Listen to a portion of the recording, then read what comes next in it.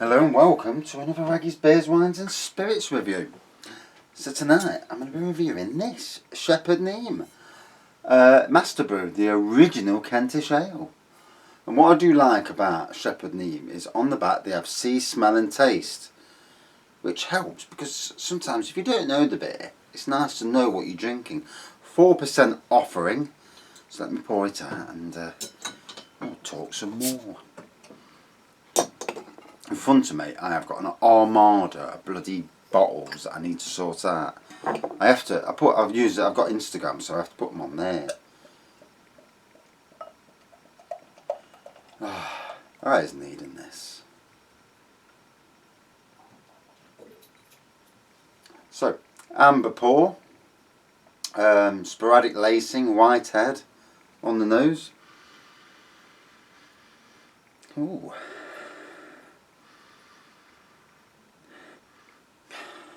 What's that aroma?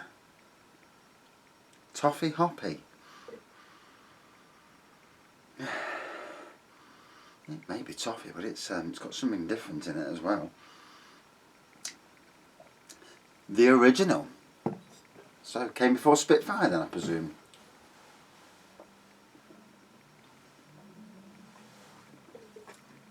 And yet these days, Shepherd Neame Spitfire is more than likely the most well known. Certainly sold the most in Sainsbury's when I was there. We have pallets of it on for £1. Sainsbury's don't do that these days. They're not as good as they used to be, unfortunately. So here it says here, this is the beer that Shepherd Neame is best known for in the brewery's Kentish heartland. A distinctive mid-brown bitter ale with all the hoppy aroma you'd expect of a beer brewed in the heart of the hop country. Obviously, when they say hops, not like the citrusy hops that you get here. It's hoppy in a different way, and that's sometimes with some beers they're hoppy, but not in like the craft beer hoppy way. Someone's given it a 5 out of 5 as well. Well balanced with a taste that's been described as wonderfully aggressive, tinged with sweetness. Master Brew is brewed using only the finest Kentish barley and hops, and is the best-selling cask ale brewed in Kent. There you go. Untapped.com, it's got a rating of 3.2 out of 5. I mean, these days everything's coming in cask and kegs. It's a great way for the breweries to sell you 9 pints of something and charge you 20 to 25 quid for the privilege. So, and especially at the moment, it's a great way to get your beer if you don't brew your own. In a cheaper way, probably. But not always. And a lot of the time, once you crack open that keg, you've got 2 to 3 days to drink it. 9 pints in 2 to 3 days isn't a lot. 9 pints in half a day, well, that's a lot.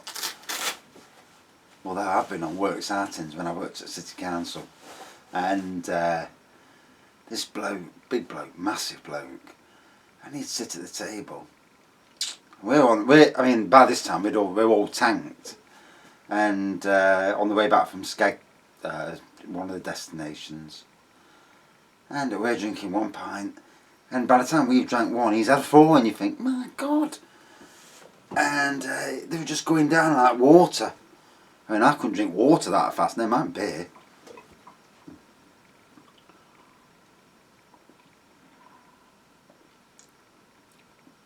It's got a nice hoppy taste to it.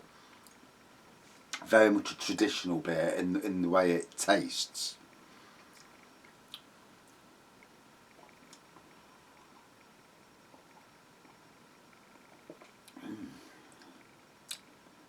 A nice twang to it. So obviously Shepherd Neame, massive company. Oh dear. Spitfire's one of theirs, Spitfire Gold, Double, Classic Stout. Flipping heck, I've reviewed loads of them. It's funny, isn't it? When you review them, the minute it comes down to it, you forget the names. At one stage, they had a deal with Lidl and they had a load of their beers in Lidl. Kept having like these pound beers, and the odd few of them were pretty damn decent. And that deal seemed to have ended, and then Lidl brought out the Haverwood beers, produced by quite a few different breweries, and I think Marston's and Shepherd Neame were two of the main ones as well.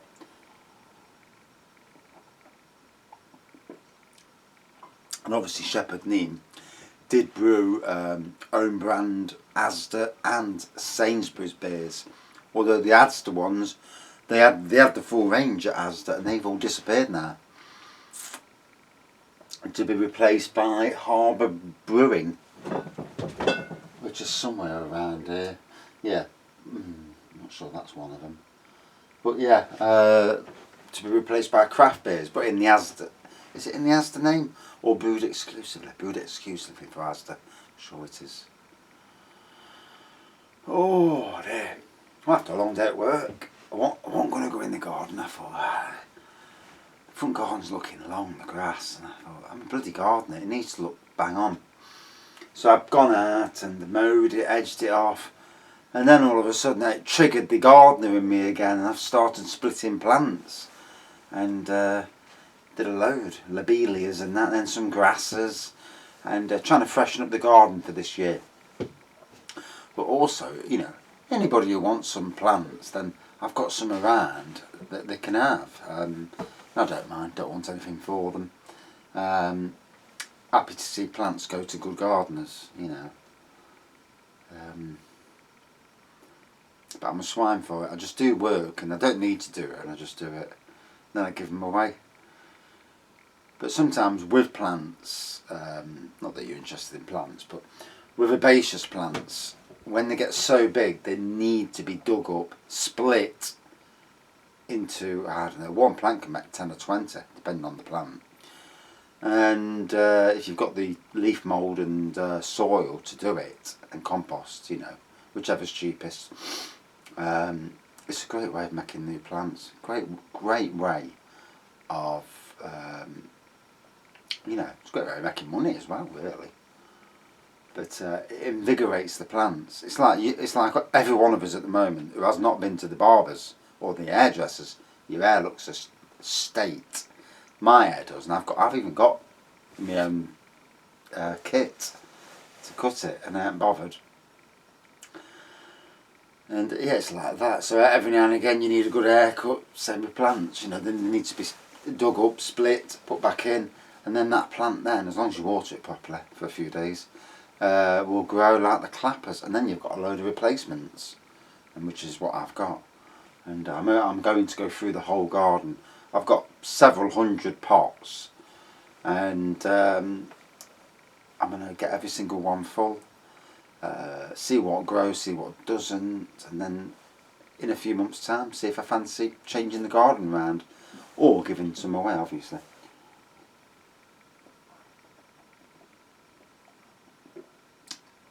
Because in any garden, stuff seeds itself somewhere else, and you don't want it in that place, so you dig it up, put a bit of compost around it, soil, keep watering it, and you've got another plant there. And now I've bored you all silly, we'll get back onto the beer. So this weekend, the wall's starting to get a few gaps in, although I have got extra replacements elsewhere. But yeah, it is starting to get a little bit gappy. What I have noticed is I've not got enough dark beers. I've got tons of golden beers and pale ales, quite a few ciders, not many lagers either. So I need to do some shops. I do need to start looking at what I have not reviewed in shops, and actually have like a list going and buy everything on that list. Because there's some good stuff out there, beers and lagers and ciders that, you know, get left behind. And let's be fair, the vast majority of us buy our beer from supermarkets, which is why really supermarkets make the best place to get the review stock from. I mean, now at the moment everyone's buying from breweries all around the country, which is great for the breweries. It's keeping them just alive, just ticking over nicely.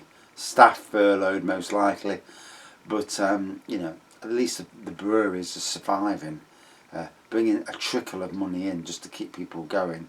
And you know, my heart goes out to all of them because it's tough. It's going to be bloody tough at the other side as well, because make no mistake about it, unless they get a vaccine or some miracle cure, this social distancing is here for a long time.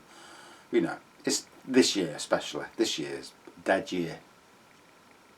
My holidays in October, and I already know now that we're already thinking, is it going to go ahead? No. Yeah. Spain, October, unless by some freak occurrence we can get there and it's alright. But then what do you do? You know, as a holiday, we want to go on theme park rides. That's the whole reason we go to Spain, to that part of Spain anyway, Costa Dorada, which is just down the road from Barcelona.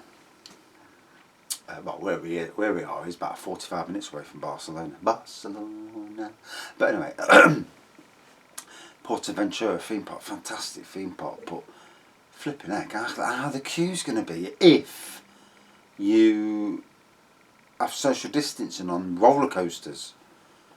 I mean, surely the thing to do would be to make everybody wear face masks. I think that's got to be the way forward for theme parks, and you know, force people, say if you don't wear a face mask you ain't coming in. The only time you take your face mask off is when you're actually drinking or eating. Fair play to that, you know. I would say that. I mean, obviously no one wants to wear face masks because they're bloody horrible. They look horrible. You see them on the streets when you're going home and you think, oh fucking hell. What really gets me is a single bloke in a car, not a taxi, in his own car, or a woman, they've got a face mask on. You think, what the fuck are you doing? You're in your own car, you twat. It's like being in your ass. Do you wear a face mask in your ass? No. Why wear one in your car? When you get out the car and you're in a place where, you know, there's an element of risk, fair dues. But in your own car, a face mask, I don't understand it. You know, someone's got a cough near you to get this. I mean, yesterday at work, I work with a bloke, and although he tells some stories, so you can't always believe what he says. Lovely bloke, but he does tell the odd porcupine. And he was ranting, and I said, "What's up with you?" And but 9:15 in the morning as well, so it's a bit early to be ranting. And he says, "Someone's just gone by me on a bicycle." He said who it was, but I wasn't paying attention. And he says, and he spat towards me, and he says, "Have it!" And he says he rode off, come back, and he gave him more abuse. And let's be fair, now that is naughty. Nothing was done yesterday. I reported it to my manager last night over an email, because that is something none of us want. Some dickhead spitting towards you. Because let's be fair, you know, that sort of thing, one, is going to get that person a good hiding. Because if they've got it, they're putting you in danger. And if they're putting you in danger, then, you know, obviously, you don't advocate violence, but you could see where anyone, if that happens, you know, you're not going to be in the best of moods, let's put it that way. And you will restrain him, put a knee in his back, maybe in his nose, in his face, in his eye. But no, obviously not. But, you know, you'll do your best to make sure he gets punished. I mean, you've seen what happened in London yesterday. It came out in the news. A black woman was spat at. I think there was 2 ladies spat at, I'm not sure, but certainly a black woman, and she's died from it. And you think, hell, that's scary. So people are using this as a weapon. And, you know, hopefully they get the arsehole, and hopefully they put them for murder. You need to send the clearest, you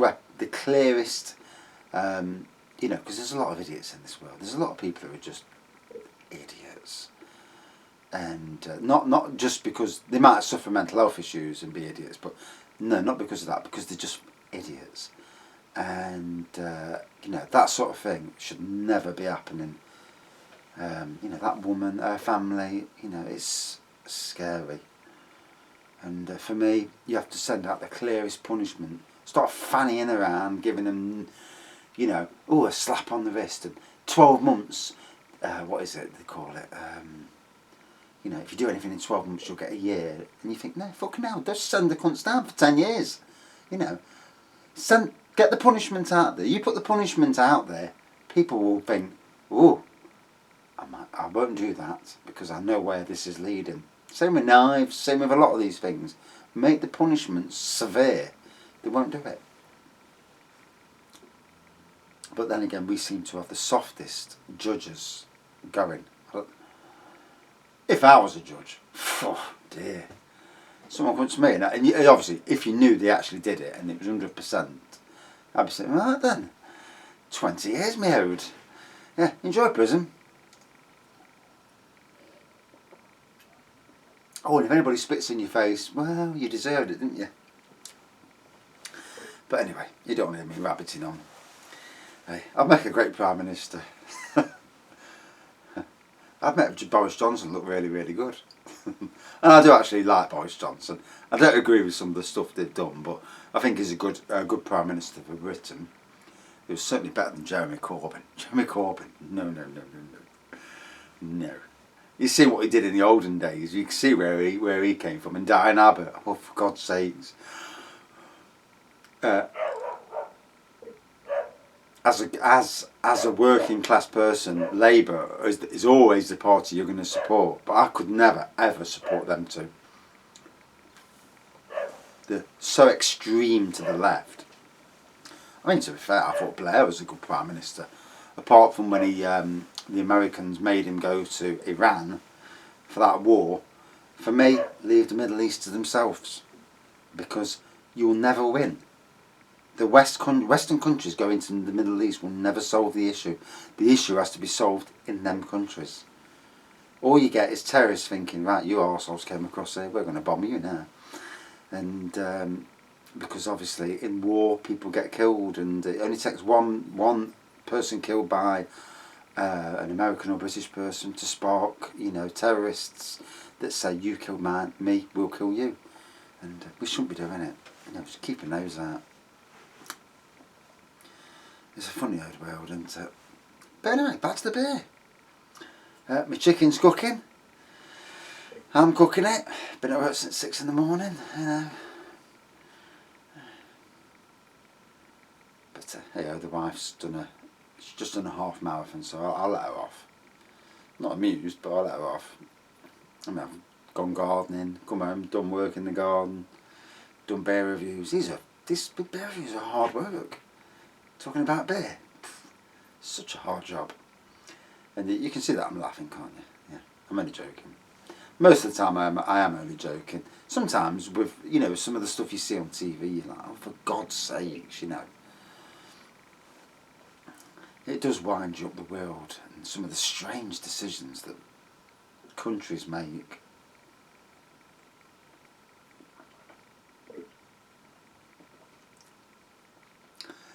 It's like this country, they're on about taxing and what's it called?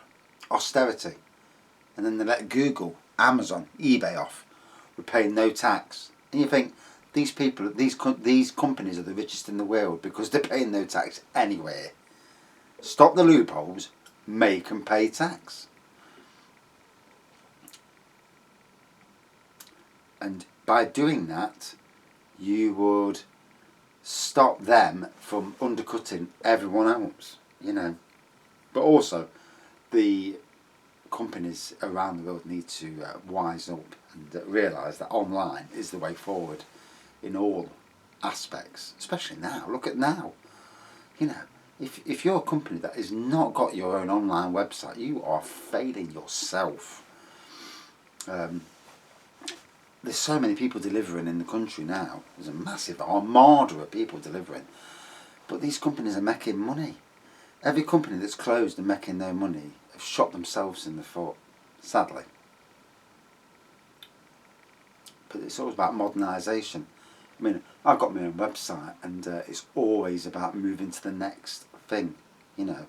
I mean, at one stage, Viagra was the big selling point. Obviously, I never got involved with that, but people are making silly money off Viagra. Bitcoin as well now, although half the time with Bitcoin there's issues with that. You can get robbed, something's terrible. But there's always something to move forward on the internet for selling, and these companies need people at the forefront who can think outside the box. I mean, at one stage with my websites, I used RSS feeds to get the latest products off Amazon and eBay, and I made some good money. And they were the days before Google changed its algorithms, and my sites were at the top of Google. So instead of clicking on Amazon first, they clicked on my sites first, because it came up with the same heading as Amazon. And yeah, it was cheating. But the RSS feeds were totally legal. Posting on your site was legal. It's just the fact that Google put it first. And yeah, I made some good money. And then it all changed and it went to crap. Now I make no money. But you win some, you lose some. Right. 21 minutes for a review. I'm going to get battered by the wife. Hops on the nose. Supposedly with toffee. I don't know if it was toffee I'm tasting. What I do know, it's a bloody lovely traditional beer with a good twang to it. Really nice. I think better than Spitfire in some ways. If you haven't drank it and you like Spitfire, you need to try it. The bottle's a bit bland, if we're being honest. Look at that, it's no special. But yeah, that was really nice. So, out of 5. 4.4 out of 5. That was really good. It's only 4%. Got a lovely taste to it. That Kentish ale. Oh.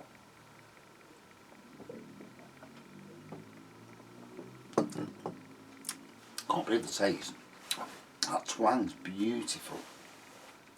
Just makes it interesting rather than like a bland beer. Lovely. Really nice. And that's it from this review. Sorry if I bored you, and if I've gone off topic, hopefully I haven't gone off topic too far. If I get loads of bad comments, I'll know why. Anyway, thanks for watching. See you soon. Cheers. And obviously stay safe, because it looks like, in Nottingham anyway, the lockdown's gone, because the idiots I've seen on the streets tonight as I've drove down to town, can't believe it, there's idiots everywhere. You think to yourself, do you realise that nearly 500 people are still dying a day? Beggars belief. I have to go to work because my workplace won't furlough me, which they did. Sat at home for 4 months, being furloughed. Oh dear. Anyway, I'll go back to work tomorrow. Thanks for watching. See you soon.